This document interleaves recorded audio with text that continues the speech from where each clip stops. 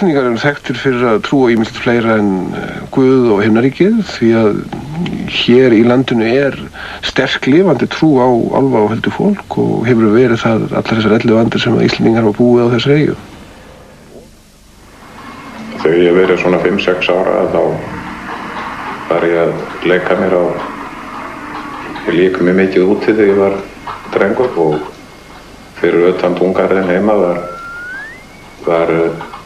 voru þó nokkuð stórar og mikla klappir og það var mikið berjaland þarna og ég dundaði mér oft við að labba þetta var stutt að fara og fór þannig í berjum og það var gott veður og mín fyrstu kynni af álfum voru einmitt undir þeim kringumstæðum að ég var í berjum og margir útlendingar og reyndar margir Íslendingar líka að rugla saman álfum og huldufólki. Álfar eru lágvaxnar verur, allt frá 5 cm upp í 60 cm.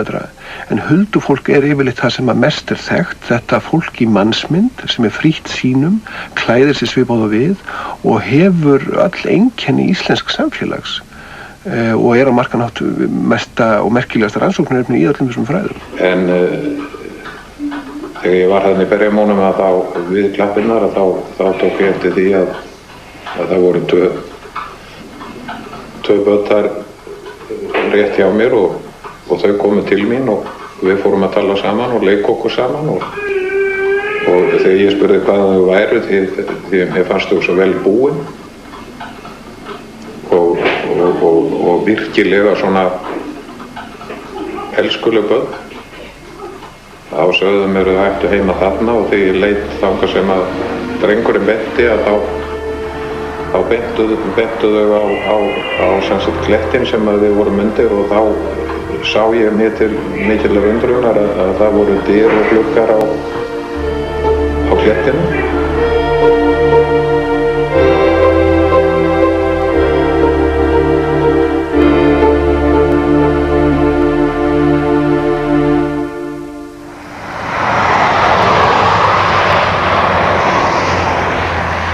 Sem dæmi þá nú eitt þekktasta huldufólksmálið steinninn sem hérna á Vesturlandsvegi, Grásteinn, sem að flest allir Íslendingar sem komnir á miðjan aldur eða eldri þekkja söguna þegar að átti að færa steininn til og allt þetta rask var með vélarnar og veikindi starfsfólks og annað sem að hrjáði þetta. Þetta var daglegi fréttum á sínum tíma og skengt fólk hafði varað Vegagerðina við þessum steini því að í honum væri huldufólk.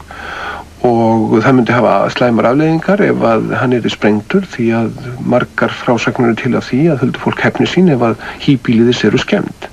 Sem kom á daginn því að þegar Vegagerðin og verktakar hennar fóru að hrófla við steininum og ýta við honum þá rak hvert slysið sig öðru og vanhöld á mannskap og vélum og mikill kostnaður. Þetta leiddi til þess að á endanum var náð í skyggnan mann sem gat talað við þetta huldufólk og það var gert frægt samkomulag við huldufólkið milli Vegagerðarinnar og huldufólksins að það flytti út í viku og húsakynni þess yrðu ekki skemmt og Vegagerðin mætti færa steinin 15 metra. Við þetta samkomulag var staðið og engin vanhöld urðu eða erfiðleikar á vélunum eftir það sem hafði hrjáð daglega Vegagerðin í meira en 3 vikur. Ég man eftir dag eftir dag að þá kom ég það núttir og ég bara bankaði á dyrnar og þau komið til dyra og ég sá þarna inn í forstofuganginn, stóran gang með speglum og það sem ég kalla í dag antík. En þau sögðu mig strax að ég mætti ekki koma inn. Þar að leiðandi gerði ég aldrei tilraun til að fara inn jafnvel þó ég gæti. Ég veit ekki af hvaða ástæðu ég mátti ekki fara inn, nema það að þegar ég spurði þau að þá var svarið á þá leið að ég gæti átt í vandræðum að komast út aftur. Steinahellir, hann rétt í þjóðbraut undir miðjum Eyjafjöllum. Það var þingstaður Eyjfellinga þar á 19. öld, fram aldamótin 1900. En það er mikil huldufólksbyggð þar inn í bergi. Það var bóndi hér í sveitar á síðustu öld. Hann gekk í bergi til huldufólks, þáði hjá því mat, borðaði kjöt Hann lifði langt fram til 19. öld og hann sagði sjálfur söguna því þegar að hann sat að mat hjá huldufólki í berginu við Steinahelli og lærði borðdæn huldufólks. Matur í munn, kross á brjóst og heilagur andi í hjarta. Þarna mátti ekki gera neitt huldufólkinu til miska ef að þú fórst fyrir að slíta niður tógras eða burkna í Hellisberginu, þá kom eitthvað mjög slæmt fyrir þig eða fjölskyldu þína, sagði gamla fólki. En nú er það svo merkilegt að þar sem að þessi steinar eru eins og Grásteinn upp í Vesturlandsveg, skyggnir einstaklingar sjá ekki steinin þegar þeir sjá huldufólkið. Þeir sjá bara hús þarna með gluggum og hurð og öllu venjulegu sem fylgir venjulegum húsum. Þetta er svona skyggnisýni að því virðist til annarra efnistíðnis við það. Ég hef reyndar átt kost á því að tala við þetta huldufólk og spurja það hvers vegna það búi í steinum. Ég fekk mér skyggnan mann sem gat túlkað á milli okkar og það var svolítið merkilegt svar sem við fengum. Það bjó í steinum því að orkan þar var miklu stöðugri en annar staðar.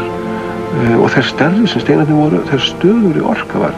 Það sagðist búa í öðrum efnistíðnisviðum hér á Íslandi núna og ekki vera fólk úr framtíðinni eða í fortíðinni, heldur að væri það huldufólksþjóð sem hér byggi.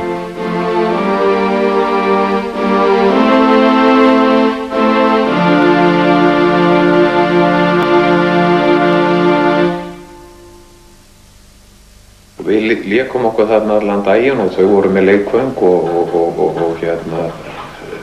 og margt af þessum leikvöngu þeirra voru leikvöng sem ég hafði bara aldrei á ævi minn séð. Því að ég var af fátæku fólki kominn og átti ekki mikið af leikvöngum og leikvöngin þeirra virtust vera allt öðruvísi heldur en ég hafði séð annars staðar eða jafnvel eigna sjálf. Og þau áttu bíl, eða strákurinn átti stóran bíl. Þessi bíl var dálítið, meir en dálítið, það var allt öðruvísi en bílar sem börn léku sér að í þá dag. Því að það var til dæmis að það var hægt að sturta honum og bílar sem ég þekkti til að þeir voru bara á hjöru og það var bara lyft pallinum en þú ítti bara á hnapp undir stöðuranum á framan og þá sturtaði hann hægt og rólega. Nú, þessi börn voru mjög frábrugðin öðrum börnum í klæðaburði sem að ég sá þá til að gera langasögu stutta. Við brölluðum auðvitað allan fjandann saman þessi krakkar og ég. En þau kom aldrei með mér heim og aldrei inn í hús. Og þau kom oft heim á tún en aðrir á bæna sáu þau aldrei. Einn morgun þá voru leikvöngir komin inn og ég beið þarna fyrir utan og var eitthvað að snúast og var búinn að banka á dyrnar og þá koma þau út og eru rosalega hnípin. Ég fann strax á mér að það var eitthvað að og fór að spurja og þá sögðu þau mig það að þetta er síðasti dagurinn sem þau gett leikið sér við mig því þau væri að flytja eitthvað langt í burtu.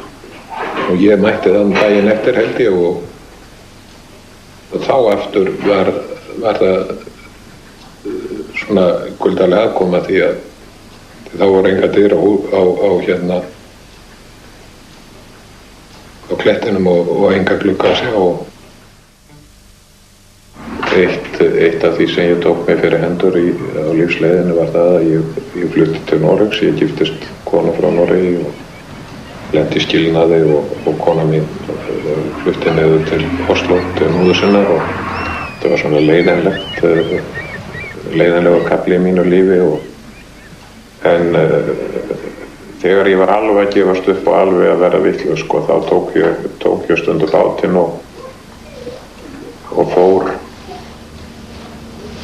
á honum ef það var þannig viður, ef það var gott viður og fór þá út í eyju, það var lítil eyja sem var hann á stök og dálítið merkileg svona, það var fín sandfjara, það var lítið vík í henni og svona fín slétt sandfjara sem ég gæti bara keyrt bátinn, ég var með utanborðsmótor á hann og ég gæti bara keyrt hann upp í hérna sandinn og bara ég sofnaði oft þarna.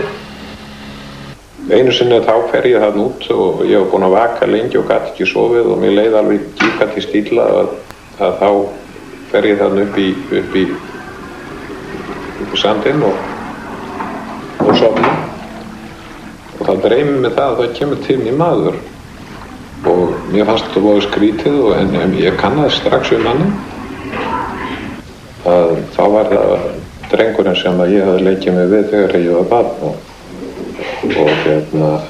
og hann ætlaði að gefa mér hlut sem myndi hjálpa mér í gegnum erfiðleikana. En þegar ég vaknaði þarna í sandinu þá var ég sem sagt með þennan stein í hendinni. Og mér fannst þetta, ég mundi alveg allt hvað hefði skeið eins og ég hefði aldrei sofnað. Og faktist þá veit ég ekki hvort ég var sofandi eða vakandi. En síðan hefur mér alltaf liðið vel andlega. Í velflestum löndum Evrópu og Vesturlanda, Norður-Ameríku og Evrópu eru gamlar huldufólkssögur. Líklega var huldufólk þarna og eða en hefur horfið alveg inn í sínar höfuðliðslöndur. Á Íslandi þessi samskipti íslensku þjóðarinnar og huldufólksins ennþá lifandi dæmi hvernig svona nábýli getur verið. Mjög líklega þetta til víða erlendis þótt í minna mæli sé.